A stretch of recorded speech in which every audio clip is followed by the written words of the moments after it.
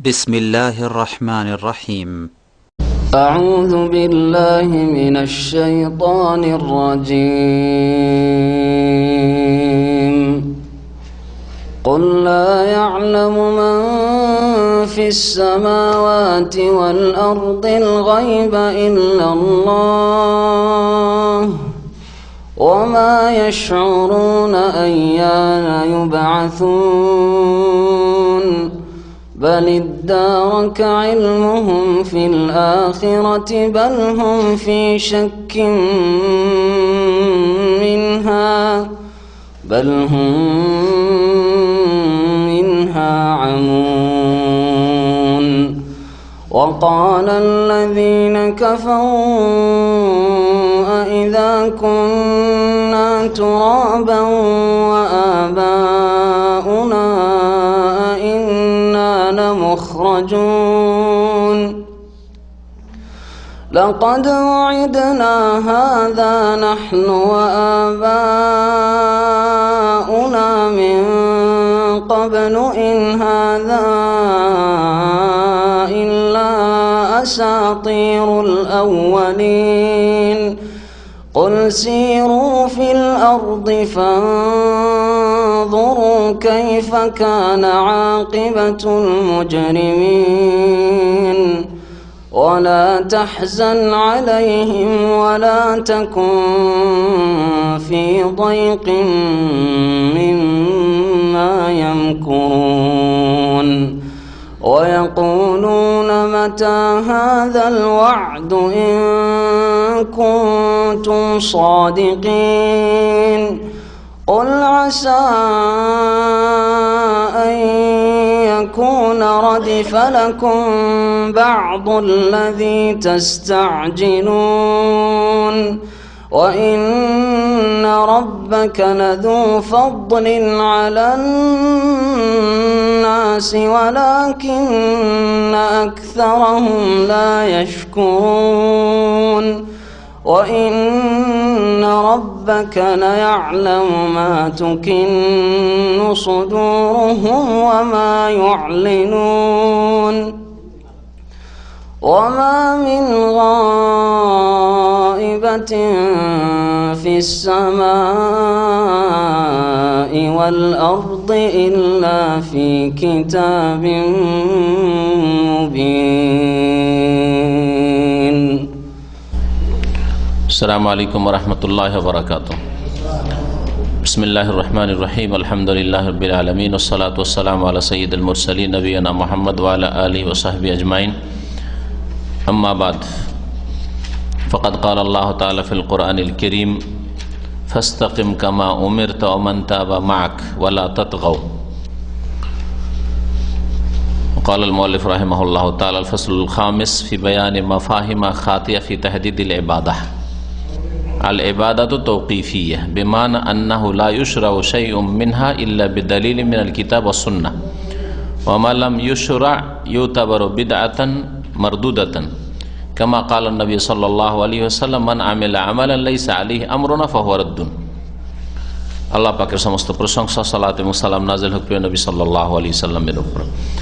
আজকের আমাদের আকীদাতুত তাওহীদের দর্শের বিষয়বস্তু হচ্ছে ইবাদতের নির্ধারণের ক্ষেত্রে ভুল ধারণা বা ভুল বুঝাবুঝি। ইবাদতের নির্ধারণের ক্ষেত্রে যে ইবাদত কোনগুলি আর কোনগুলি ইবাদত নাই, ইবাদতের নির্ধারণ করার ক্ষেত্রে, ইবাদত নির্ণয়ের ক্ষেত্রে মিসকনসেপশন যেটাকে বলা হয়, মানে ভুল ধারণা, ভুল বুঝাবুঝি। ইবাদতকে বুঝতে গিয়ে যারা ভুল করেছে তারাই বিভ্রান্তির শিকার হয়েছে, পথভ্রষ্ট হয়েছে। এই জন্য এই বিষয়টিকে লেখক বুঝাচ্ছেন যে কোনটা ইবাদত আসলে। ইবাদতকে কি করে সুনির্ধারিত করবেন যে এগুলি হচ্ছে ইবাদত, এগুলি ইবাদত নয়। কিসের ভিত্তিতে ইবাদত হবে আর কোন জিনিসটা না থাকলে ইবাদত বিদাতে পরিণত হবে বা ইবাদত শিরকে পরিণত হবে, এসব বিষয়গুলি জানার অত্যন্ত বেশি প্রয়োজন রয়েছে বা জানা ফরজ। কারণ এসব না জানলে যার ভুল জানা থাকবে এবাদতই ভুল হবে, যার জানা নেই তার এবাদত এলোপাথাড়ি হবে, মানে ঢিলা চালানোর মতো, হইল হইল, না হইল না হইল। আর যে ব্যক্তি এবাদতকে সুনির্ধারিত করতে পারবে, শরীয়তে এবাদত কাকে বলা হয় বুঝতে পারবে ভালোভাবে, ভুল বুঝাবুঝি থাকবে না, তার এবাদত কবুল হওয়া সুনিশ্চিত, তার এবাদত হবে। লেখক বলছেন আল ফাসলুল খামিস, পঞ্চম অধ্যায় হচ্ছে ফি বায়ানে মাফাহিমা খাতিয়া ফি তাহদিদিল ইবাদা, ইবাদতের নির্ধারণের ক্ষেত্রে ভুল ধারণা বা ভুল বুঝাবুঝি সম্পর্কে। তারপরে লেখক বলছেন ইবাদত হচ্ছে তৌকিফি। এই কথাটি আমরা অনেক সময় বলে থাকি, আরবি ভাষা তৌকিফ। তৌকিফ মানে মানুষের বিবেক বিবেচনার উপর ছেড়ে দেওয়া হয়নি, বরং আল্লাহ পাক রব্বুল আলামিনের পক্ষ থেকে যতটা বলা হয়েছে, যেখান পর্যন্ত বলা হয়েছে ওখানেই স্টপ করতে হবে। তাওয়াক্কুফ মানে থেমে যাওয়া, যেখানে আল্লাহ থেমে গেছেন ওখানে থেমে যেতে হবে, যেখানে রাসূলুল্লাহ সাল্লাল্লাহু আলাইহি ওয়াসাল্লাম থেমে গেছেন ইবাদত বলে ওখানে আপনাকে থেমে যেতে হবে, ওর উপরে বাড়া চলবে না। যে কাজটা তো ভালোই লাগছে, কথাগুলি তো ভালোই লাগছে, তরিকাটা তো ভালোই লাগছে, জিনিসটা তো খারাপ নয়, এসব চলবে না ওইখানে।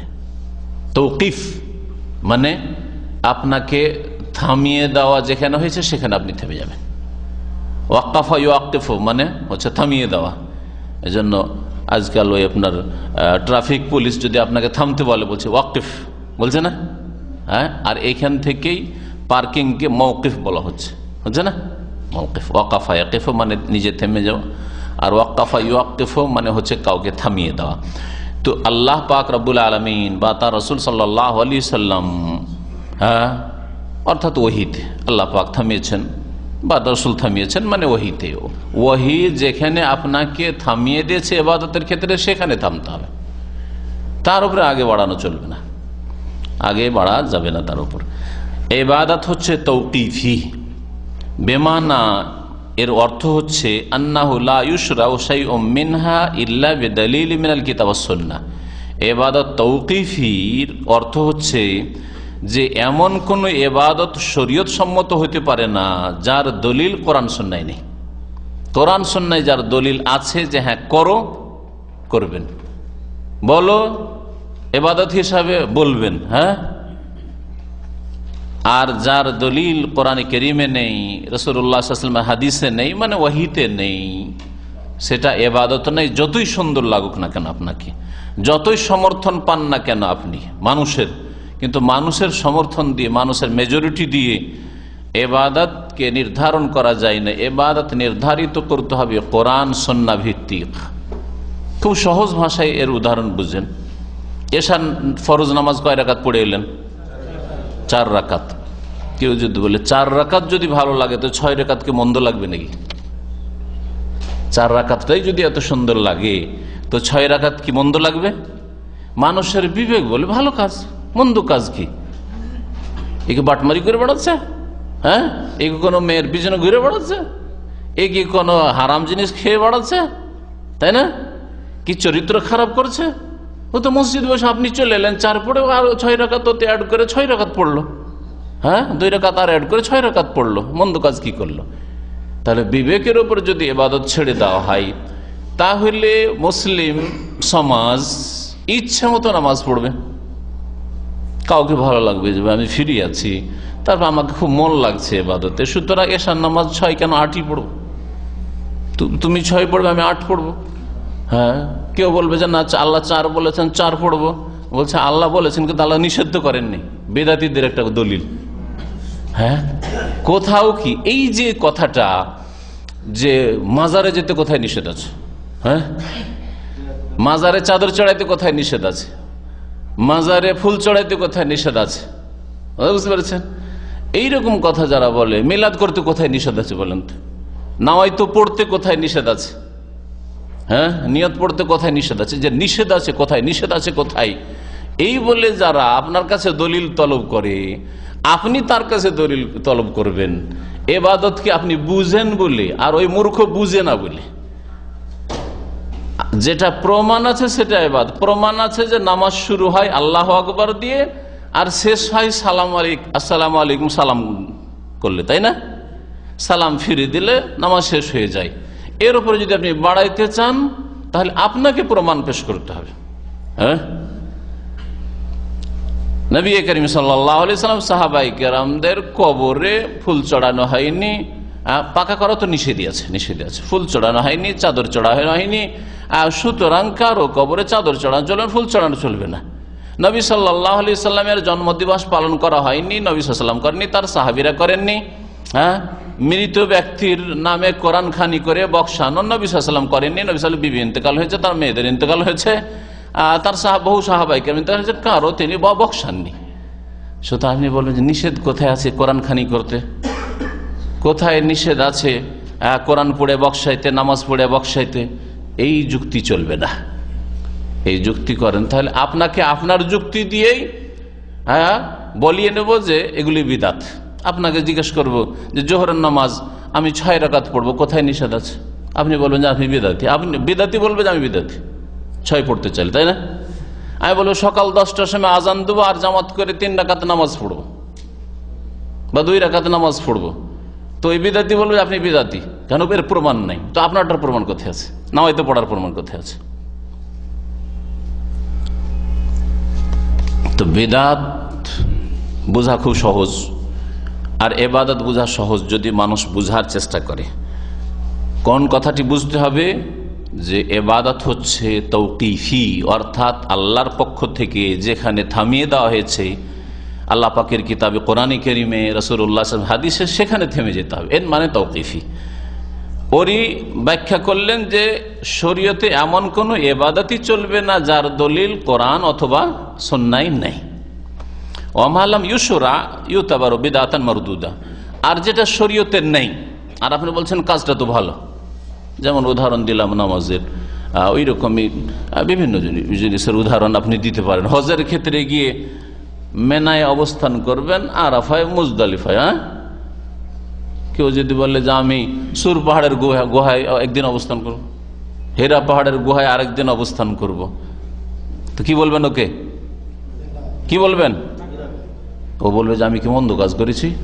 নবী সাল্লাল্লাহু আলাইহি ওয়াসাল্লাম হিজরতের সময় সুর পাহাড়ে গুহায় অবস্থান করেছেন 3 দিন, আর হেরা পাহাড়ের গুহায় নবুয়ত পর আগে তিনি যেতেন কয়েকদিনের খাবার নিয়ে, আর ওখানে ইবাদত বন্দি করেন এর জন্য, তাই আমিও সেই কাজগুলি করছি, অসুবিধা কি? হ্যাঁ, কি বলবেন? বেদাত বলবেন না? কারণ হজে সৌর পাহাড়ও নেই আর হীরা পাহাড়ের কথাও নেই। হজে আছে সাফা মারওয়া সাই, বাইতুল্লাহর তাওয়াফ, আর মেনা আর মুজদালিফা, আরাফা, ঠিক না? ইবাদতে যেখানে থামিয়ে দেওয়া হয়েছে আপনাকে সেখানে থেমে যেতে হবে। এটা হচ্ছে ইবাদত তৌকিফি হওয়ার অর্থ।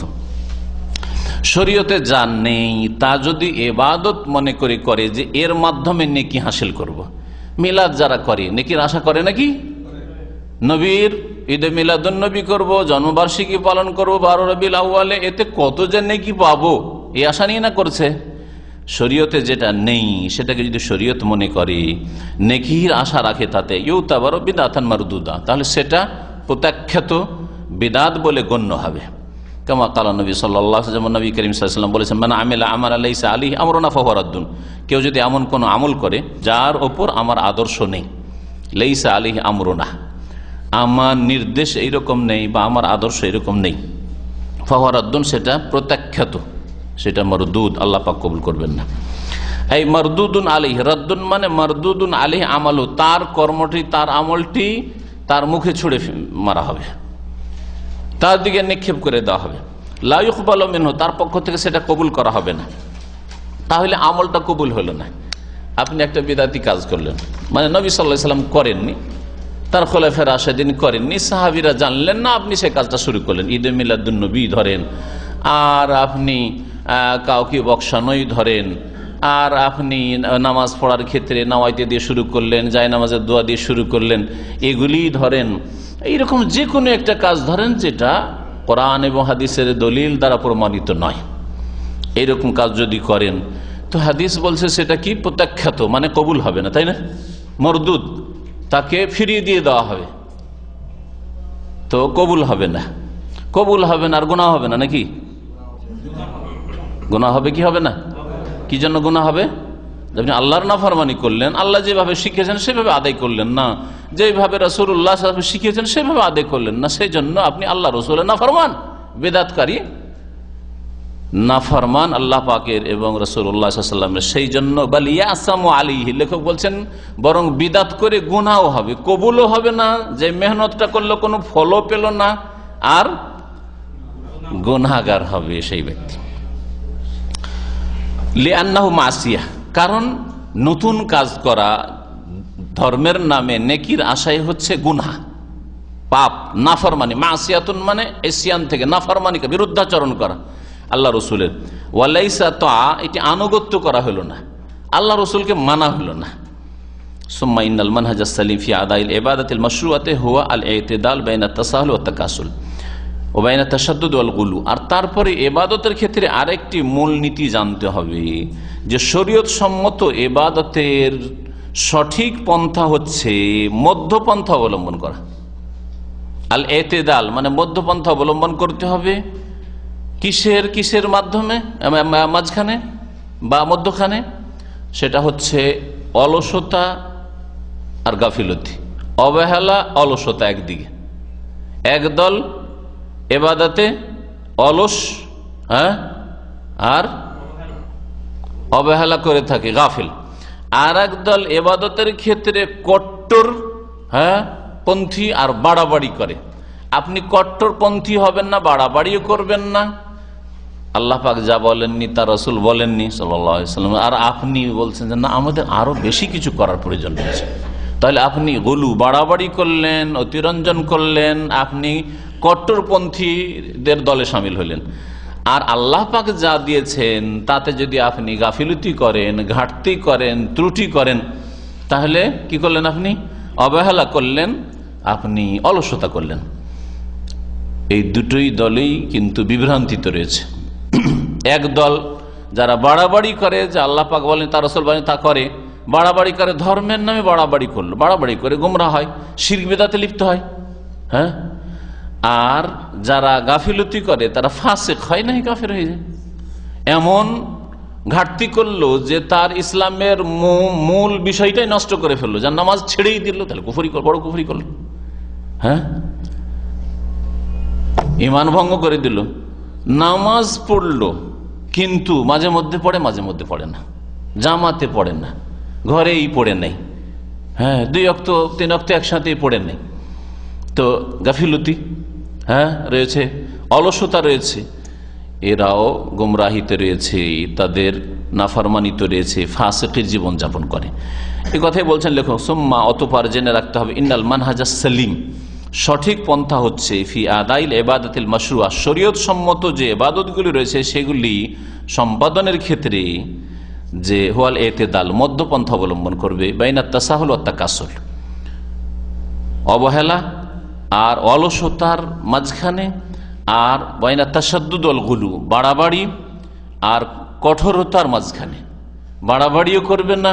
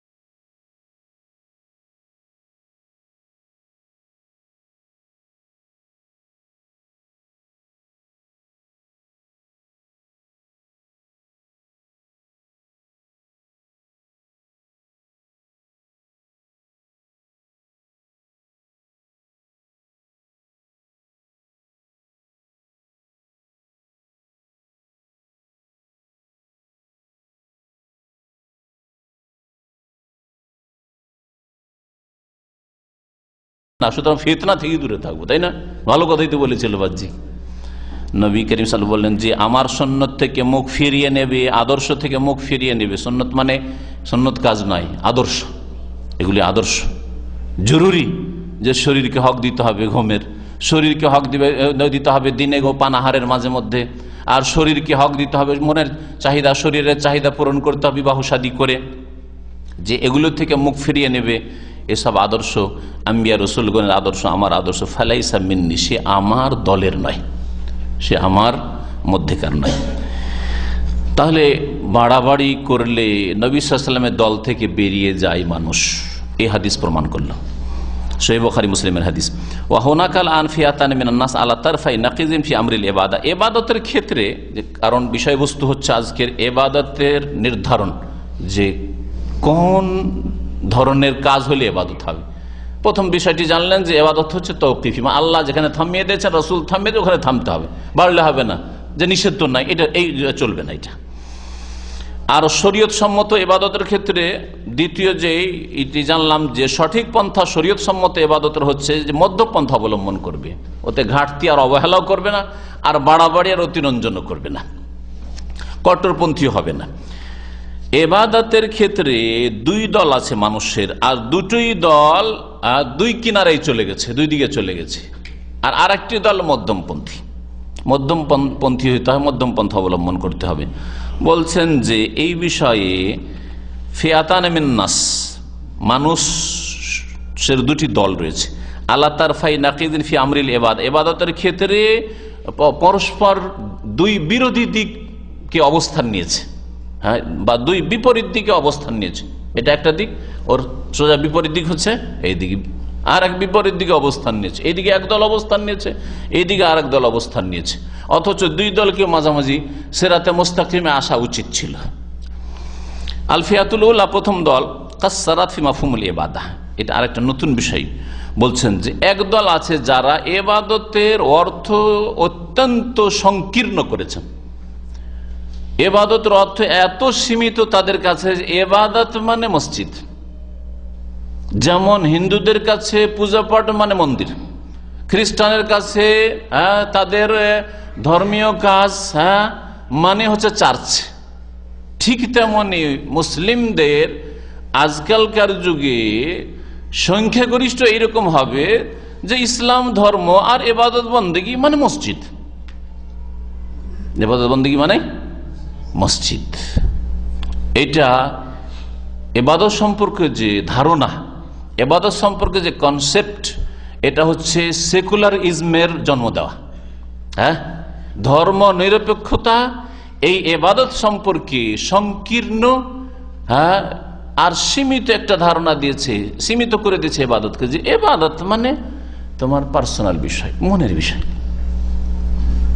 তোমার ভিতরে থাকবে। এটা ইবাদত মানে তুমি ইবাদত করতে চাও তো মসজিদে চলে যাও, মুসলিম মসজিদে যাও, হ্যাঁ, হিন্দু তোমার মন্দিরে, খ্রিস্টান তোমার চার্চে।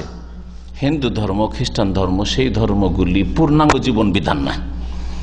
সেগুলি ধর্ম হচ্ছে কয়েকটি কাজ কর্ম করলেই, পূজা অর্চনা করলেই তাদের ধর্মকর্ম হয়ে যায়। কিন্তু দ্বীন ইসলাম এইরকম নয়। আসলে দ্বীন ইসলাম হচ্ছে পূর্ণাঙ্গ জীবন বিধান। জীবনের প্রত্যেকটি ক্ষেত্রে, ব্যক্তি জীবন, পারিবারিক জীবন, সামাজিক জীবন, অর্থনীতি, রাষ্ট্রনীতি, আন্তর্জাতিক আদান প্রদান ইত্যাদি, ব্যবসা বাণিজ্য, বিবাহ শাদী, তালাক, লেনদেন, কিনা বেচা, সমস্ত ক্ষেত্রকে দ্বীন ইসলাম শামিল। তাহলে দ্বীন ইসলাম একটা পূর্ণাঙ্গ জীবন বিধান। ওকে মসজিদে সীমিত করে দিবেন, তার ব্যবসা যেমন ইচ্ছা তেমন করো, সুদী ব্যবসা হোক আর বিনা সুদের ব্যবসা হোক, যেমন হোক, হ্যাঁ, রাষ্ট্রনীতির দেশ যেভাবে ইচ্ছা সেভাবে চালা, অর্থনীতি রুজি রোজগার যেভাবে ইচ্ছা করো, টাকা পয়সা তোমার নিজের খরচ করবে যেভাবে খরচ করো, হ্যাঁ, তাই না? তোমার সমাজ যেভাবে চলছে চলুক, তোমার পরিবার যেভাবে চলছে চলুক, তোমার স্ত্রী যা ইচ্ছা তাই করুক, তোমার পড়ুক, নামাজ পড়ুক আর না পড়ুক, তোমার ছেলেমেয়েরা নামাজ পড়ুক আর নাই পড়ুক, তোমার কিছু বলার নেই। ইবাদত মানে এখানে তোমার পার্সোনাল জীবন, লাইফ। আর তুমি যেতে চাও খুব, তুমি মসজিদে যাও। এইটা হচ্ছে ধর্ম নিরপেক্ষতা, যেটা স্পষ্ট কুফরি, স্পষ্ট কুফরি। দ্বীন ইসলাম সম্পর্কে আল্লাহ বলছেন আকমালতু লাকুম দীনাকুম, তোমাদের দিনকে আমি পূর্ণ করে দিয়েছি। দিন পূর্ণ মানে জীবনে প্রত্যেকটি ক্ষেত্রে হেদায়েত রয়েছে, দিক নির্দেশনা রয়েছে, গাইড রয়েছে কোরআনে কারীমে, রাসূলুল্লাহ সাল্লাল্লাহু আলাইহি ওয়াসাল্লাম হাদিসে। এমন কোন জীবনের ক্ষেত্র নেই যেখানে আপনাকে শিক্ষা দেওয়া হয়নি যে আপনার এখানে করণীয় কি, বিবাহের ক্ষেত্রে করণীয় কি, তালাকের ক্ষেত্রে করণীয় কি, ব্যবসার ক্ষেত্রে করণীয় কি, কোন ধরনের ব্যবসা চলবে, কোন ধরনের ব্যবসা চলবে না, উপার্জনের ক্ষেত্রে কেমন উপার্জন চলবে, কেমন উপার্জন চলবে না, ব্যয় করার ক্ষেত্রে কোন কোন ক্ষেত্রে ব্যয় করতে পারবেন, পারিবারিক জীবন কেমন হবে, সামাজিক বিচার বা সামাজিক চলাফেরা, সামাজিক আচার আচরণ কেমন হবে, ইত্যাদি ইত্যাদি সমস্ত ক্ষেত্রকে সামনে। চোরের বা শাস্তি কি, জেনাকারীর বা শাস্তি কি, সবকিছুই রয়েছে, সবকিছু রয়েছে দিন ইসলামে। তো দিন ইসলামের ইবাদত সম্পর্কে আর একজন মুমিন যখন যে কোনো ক্ষেত্রে দিন ইসলামের সৎ নিয়ত রাখবে, তার সবগুলি ইবাদত, সবগুলি তার ইবাদত, সবগুলি তার নেকির কাজ। তো একদল সেকুলার ইসমে বিশ্বাসী আর না হইলে এরা তাদের নির্বুদ্ধিতার কারণে, দিন ইসলাম না বুঝার কারণে তারা জেনে হোক আর নাই জেনে হোক অজান্তেই হইচই করছে। সেকুলার ইসমে বিশ্বাসীরা, সেকুলার লোকেরা, তাদের সাথে তারাও হইচই করে ইবাদত মানে মোল্লার দর, মসজিদ, বাস মসজিদে সীমিত। বলছেন যে প্রথম দলটি যে গুমরাহ দল, পথভ্রষ্ট, তাসসারাত ফি মাফহুমিল ইবাদত, ইবাদতের অর্থে তারা বড়ই সংকীর্ণতা অবলম্বন করেছে, ইবাদতের অর্থকে খুব সীমিত করে দিয়েছে। ওয়াতাসাহালাত ফি আদাইহা, আর তা আদায় করতে গিয়ে তারা বড় অবহেলা করেছে। হাত্তা আত্তালাত কাসীরা মিন আনওয়াহি, বহু রকমের ইবাদতকে তারা একেবারে ত্যাগ করে দিয়েছে। ইবাদত তাদের কাছে নামাজ পড়ে, বাস যথেষ্ট, নামাজ পড়ি আমি। আপনার স্ত্রী বলছে ও স্বাধীন মানুষ, চাপ কেন বললো, ও বুঝে না। ছেলে মেয়ে বলে, ছেলে মেয়েরা বুঝছে, ধীরে ধীরে পড়বে, তারাও পড়বে। এইসব কথা শোনা যায় শিক্ষিতদের কাছ থেকে। আজকাল স্কুল, কলেজ, ইউনিভার্সিটি শিক্ষিত প্রফেসর, হেডমাস্টার, তাদের কাছ থেকে শোনা যায়। আমি নিজেও শুনেছি বহু এইরকম হেডমাস্টার হাই স্কুলের আর প্রফেসর তাদের কাছ থেকে, হ্যাঁ যে এটা তো নিজের পার্সোনাল ব্যাপার, আমি কেন বলবো আমার স্ত্রীকে, আমার ছেলে মেয়েকে কেন বলবো নামাজের কথা, ওদের নিজের বুদ্ধিতে নিজেই করবে, তাদের পার্সোনাল ব্যাপার, এটা আমি কেন হস্তক্ষেপ করবো। আউযুবিল্লাহ, সবগুলি কথা একেবারে ধর্মনিরপেক্ষতা, যেটি স্পষ্ট কুফরি। অথচ নবী করিম সাল্লাল্লাহু আলাইহি ওয়াসাল্লাম বলেছে প্রত্যেককে তোমাদের দায়িত্বশীল, আর প্রত্যেককে কুল্লুকুম মাসউলুন রাইয়াতিহি, তার দায়িত্ব সম্পর্কে জবাবদিহি করতে আল্লাহ পাক জিজ্ঞাসা ছেড়ে দেবেন না। আরে বলছে না, এটা হস্তক্ষেপ কেন করবো, স্বাধীন। এইরকম যারা অমুসলিম দেশে থাকছে আর তার স্ত্রী হয়তো খ্রিস্টান, ইসলাম, না ও স্বাধীন, স্ত্রী খ্রিস্টান, ছেলে মেয়ে বলছে ইচ্ছা আমার, না ওর ইচ্ছা, আমি নামাজ পড়ি, আমার স্ত্রী খ্রিস্টান, আহলি কিতাব, বিয়ে করেছি, ছেলে মেয়ে তার স্বাধীন, তারা বুঝছে, বড় হবে, যেটা ইচ্ছা করবে। আউযুবিল্লাহ, এইরকম বিবাহই জায়েজ নাই। এই শর্তে আহলি কিতাব ইহুদি নাসারাদের সাথে বিয়ে জায়েজ যে আপনার ছেলে মেয়েগুলো মুসলিম করে রাখা আপনার জন্য ফরজ, মায়ের সাথে কখনো যাবে না, আপনার সাথে আসবে। আর যদি এই আশঙ্কা থাকে যে তারা খ্রিস্টান হয়ে যেতে পারে, ইহুদি হয়ে যেতে পারে, মায়ের দিকে চলে যেতে পারে, তো কখনো এরকম বিবাহ জায়েজ নাই। তো এইরকম ইবাদতের বহু দিকগুলিকে তারা বিনষ্ট করেছে। ওয়াকাসসারাত আলা আমালিল মাহদুদা, আর সীমিত কয়েকটি কর্মতে তারা সীমিত করে দিয়েছে ইবাদতকে। ওয়াশাইরা কালিলা, অল্পই কিছুই ইসলামের আচার আচরণ, এগুলি কি তোয়াদ্দা ফিল মসজিদে ফাকাত, যেগুলি মসজিদে আদায় করা হয়। মসজিদে এসে নামাজ পড়ছে, মসজিদে এসে কিছু জিকির আজকার তসবিহ করলো, মোনাজাত করলো, কোরআন তেলাওয়াত করলো, ব্যাস ইবাদত হয়ে গেছে। আর তারপরে গিয়ে মানব রচিত বিধান দিয়ে ফয়সালা করছে, হ্যাঁ অ্যাডমিনিস্ট্রেশনে কাজ করছে, আর সরাসরি স্পষ্ট কুফরি কাজ করছে, আর কুফরি শক্তিকে শক্তিশালী করছে। হ্যাঁ বলছে আমি তো মুসল্লি, নামাজি, জান্নাতের আশাবাদী, কখনো না। ওয়ালা মাজাল লিল ইবাদাতি ফিল বাইত, তাদের কাছে বাড়িতে ইবাদতের কোনো ক্ষেত্র নেই। বাড়িতে আবার কিসের ইবাদত? ওয়ালা ফিল মাকতাব, অফিসে এখন আছি, অফিসে আবার কিসের ইবাদত? এখানে ডিউটি করছে, চাকরি করছে, চাকরি যেখানে ব্যাংকে সুদি ব্যাংকে চাকরি হোক, আর যেখানে অশ্লীলতা ছড়াচ্ছে সেখানে চাকরি হোক, যেখানে হারাম কাজ করতে হচ্ছে সেই চাকরি হোক, অসুবিধা নেই। ওয়ালা ফিল মাতজার, না ব্যবসায়ী প্রতিষ্ঠানে আপনার এই ইসলাম আছে বা ইবাদত আছে, ওখানে আবার কিসের? আমি এখানে বিজনেস করছি, ব্যবসা করছি, কিনছি, বিক্রি করছি। ওয়ালাফিস সারে, না রাস্তাঘাটে তার ইবাদত রয়েছে। ওয়ালাফিল মুআমালাত, না আদান প্রদানে ব্যবসা বাণিজ্যে অথবা লেনদেনে ইবাদত রয়েছে কিছু না। ওয়ালা ফিস সিয়াসা, না রাজনীতিতে ইবাদত রয়েছে।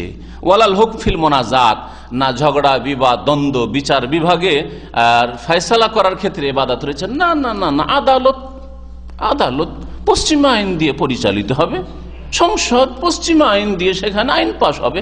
আল্লাহ পাক রব্বুল আলামিন কোরআনের বিরুদ্ধে আইন পাশ করছে মুসলিম সমাজে, আল্লাহ পাকের গজব নাজল হবে না তো কি হবে? কি পাওয়ার হক রাখে এরা? ওয়ালা গায়রা যালিকা মিন শুউনিল হায়াত, জীবনের অন্য অন্য ক্ষেত্রেও কোনো ইবাদত নেই, একমাত্র ইবাদত কয়েকটি কাজকর্মের নাম যা মসজিদে সম্পাদিত হয়, ব্যাস। তারপরে লেখক বলছেন যে নিঃসন্দেহ মসজিদের ফজিলত রয়েছে, মসজিদে বিশেষ ইবাদত রয়েছে, কিন্তু ইবাদত মসজিদে শুধু সীমিত করা চলবে না। নাম লিল মসজিদে ফজিলুন, হ্যাঁ মসজিদের ফজিলত আছে, মসজিদের মহত্ব আছে। ইয়াজিবু আন তুআদ্দা ফিহি সালাওয়াতুল খামস, হ্যাঁ মসজিদে 5 ওয়াক্ত নামাজ ফরজ আদায় করা ফরজ। ওয়ালাকিনাল ইবাদাতা তাশমাল কুল্লা হায়াতিল মুসলিম, তবে ইবাদত শব্দটি মুসলিম জীবনের সব দিকগুলিকে শামিল, প্রত্যেকটি দিককে শামিল। দাখিল আল মসজিদ, সে মসজিদের ভিতরে হোক, ওয়া খারিজা, মসজিদের বাইরে হন, রাস্তাতে হন, ঘাটে হন, মাঠে হন, চাষের জমিতে হন, চাকরির ক্ষেত্রে হন, আর ব্যবসা বাণিজ্যে হন, যেখানে হবেন আপনি। ওয়াল ফিয়াতুসানি, এই একদল হচ্ছে যারা ধর্ম নিরপেক্ষতার প্রচারকারী, ধর্ম নিরপেক্ষতা বিশ্বাসী, সেকুলারিজম কুফর। ওয়াল ফিয়াতুসানিয়া, দ্বিতীয় দল কি করেছে? এরা তাশাদ্দুদ করেছে, অতিরঞ্জন করেছে, বাড়াবাড়ি করেছে, কঠোরতা অবলম্বন, তাশাদ্দাদ ফি তাতবিকিল ইবাদাত, ইবাদতগুলির বাস্তবায়নের ক্ষেত্রে কঠোরতা অবলম্বন করেছে। এমন কঠোরতা অবলম্বন করেছে যে পৌঁছে গেছে ইলা হাদ্দিত তাতারুফ, গিয়ে একেবারে কট্টরপন্থী প্রমাণিত হয়েছে। কি করেছে? মুস্তাহাব জিনিসগুলিকে পৌঁছে দিয়েছে ওয়াজিব ফরজ পর্যন্ত, সুন্নতকে ফরজ করে ফেলেছে, মুস্তাহাব জিনিসগুলিকে ভালো জিনিস করলে ভালো, না হলে কোনো গুনাহ নাই দিয়েছে, একেবারে ওয়াজিব পর্যন্ত পৌঁছে দিয়েছে।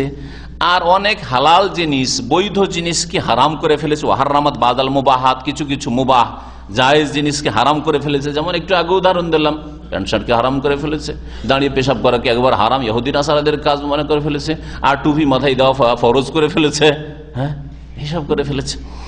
ওয়াহাকামাত বিত তাদলিল আবি তাখতিয়া, আর অন্যরা যারা এগুলি করেন না, কারো মাথায় যদি টুপি না থাকে তো টুপি উঠিয়ে দিয়ে দিবে নামাজের মধ্যে, হ্যাঁ নামাজের মধ্যে যদি কারোর মাথায় টুপি নেই তো টুপি উঠিয়ে দিয়ে দিবে। দেখেছেন না? দেখেন নাই?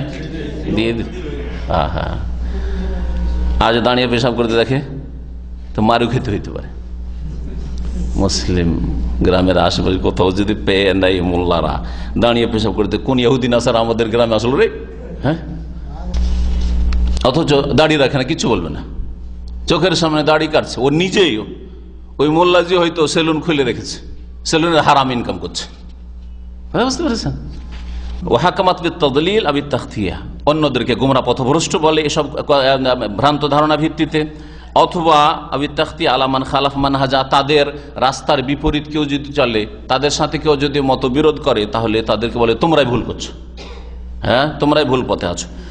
আর ওয়াখাত্তা মাফাহিমা, আর অন্যদের চিন্তাধারাকে ভুল মনে করে থাকে। ওয়া খায়রুল হাদি হাদি মুহাম্মাদিন সাল্লাল্লাহু আলাইহি সাল্লাম, দুটি দল বিভ্রান্ত, একটি দল সেকুলারিজমে বিশ্বাসী বিভ্রান্ত গুমরা, আর একটি দল কট্টরপন্থী বাড়াবাড়ি করে, ধর্মের নামে বাড়াবাড়ি করে তারা গুমরা পথভ্রষ্ট হয়েছে। তাদেরই একটা দল হচ্ছে এই সন্ত্রাসী, ইসলামের নামে জেহাদের নাম দিয়ে, জেহাদ নাই, তারা মানুষকে খুন করে, এটা জেহাদ নয়, জেহাদ নাই।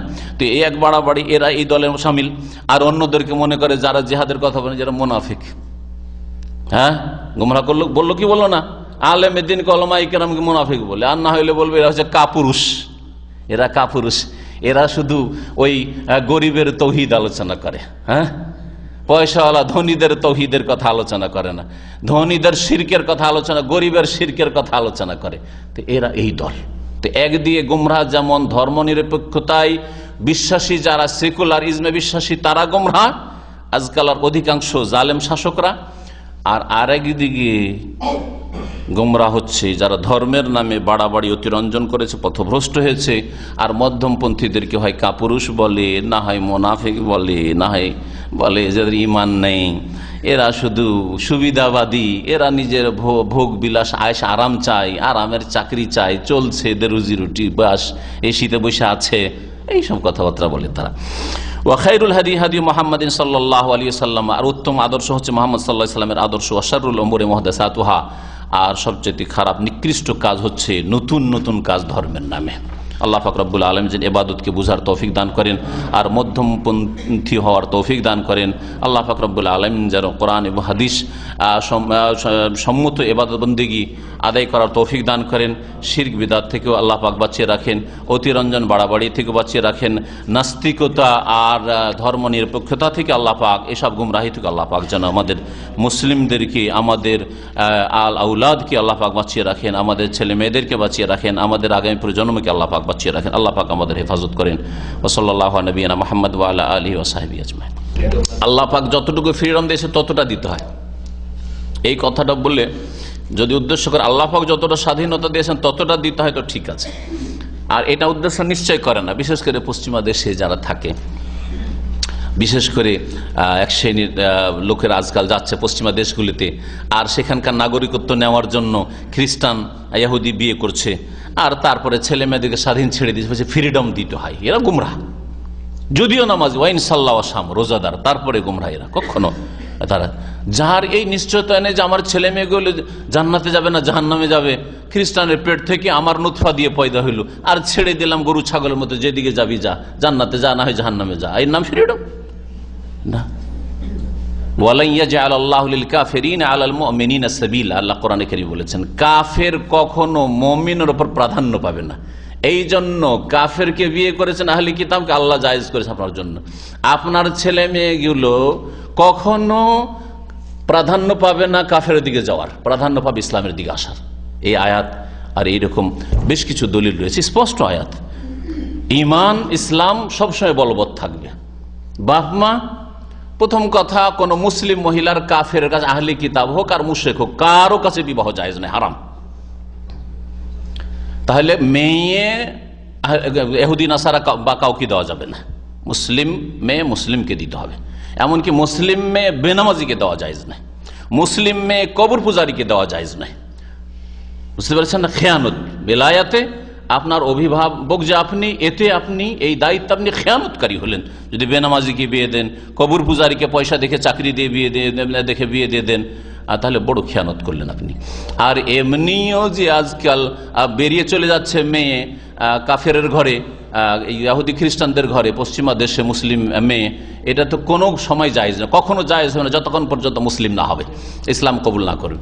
বাকি কথা হলো আহলি কিতাব ইহুদি নাসারাদের মেয়েরা, মেয়েদেরকে এই শর্তে বিবাহ করতে পারবেন যে সতী সাধ্য হয়, আল্লাহ বলেছেন মুহসানাত।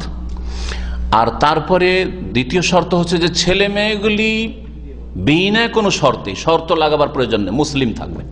আপনার ছেলে মেয়েও ওই মহিলার ছেলে মেয়ে নয় যদি সে ইসলাম গ্রহণ না করে।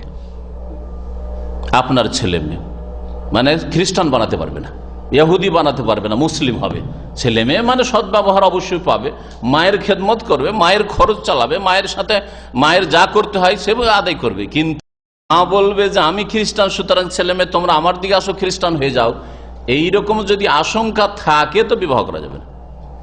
আপনাকে অতটা অভিভাবকত্ব ঠিক রেখে, নেতৃত্ব, আপনি যে পুরুষ, আপনার এই নেতৃত্ব ঠিক রেখে বিয়ে করার বৈধতা আপনি পাবেন। জি।